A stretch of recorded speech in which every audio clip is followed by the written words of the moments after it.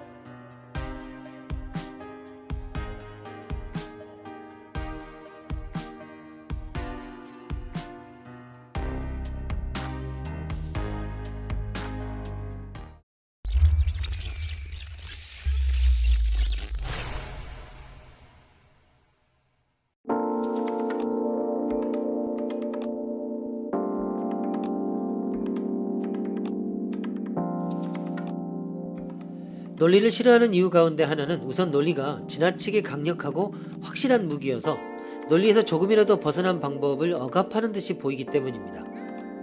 논리적으로는 명쾌하지 않음에도 불구하고 지극히 유의미한 사고나 활동은 얼마든지 찾아볼 수 있습니다. 예술이나 문학, 도덕, 종교, 연애와 같은 활동의 대부분은 논리를 중심적인 원리로 삼고 있지 않습니다.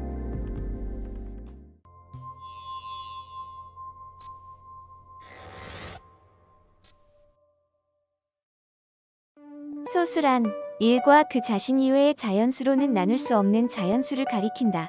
그렇다면 소수 중 가장 큰 것은 존재할까? 이는 단순한 질문이지만 개인의 뇌의 성능을 넘어선 문제이다. 아무리 똑똑한 사람일지라도 직관으로 생각해서는 절대로 정답을 도출해낼 수 없다.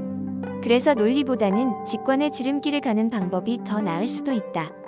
최대의 소수는 존재하지 않는다를 증명해 보시오.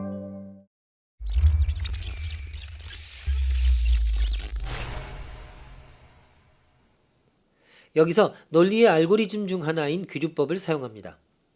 증명하고 싶은 명제 A를 부정한 것을 가정으로 삼고 여기서 모순을 도출해내는 방법으로 역시 명제 A를 부정하면 불합리하다, 즉 A는 참이다 라고 증명하는 방법입니다.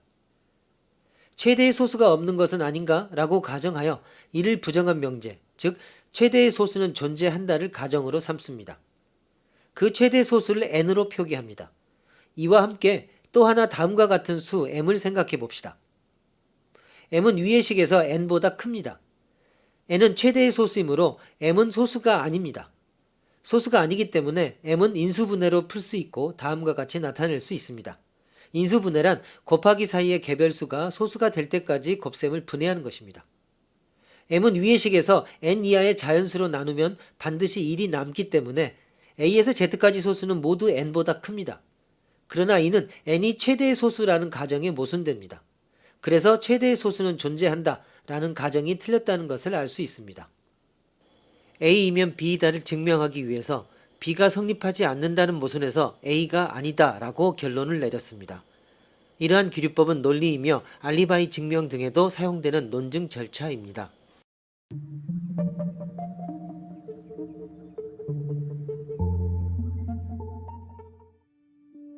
증명에는 직접 증명법과 간접 증명법이 있습니다.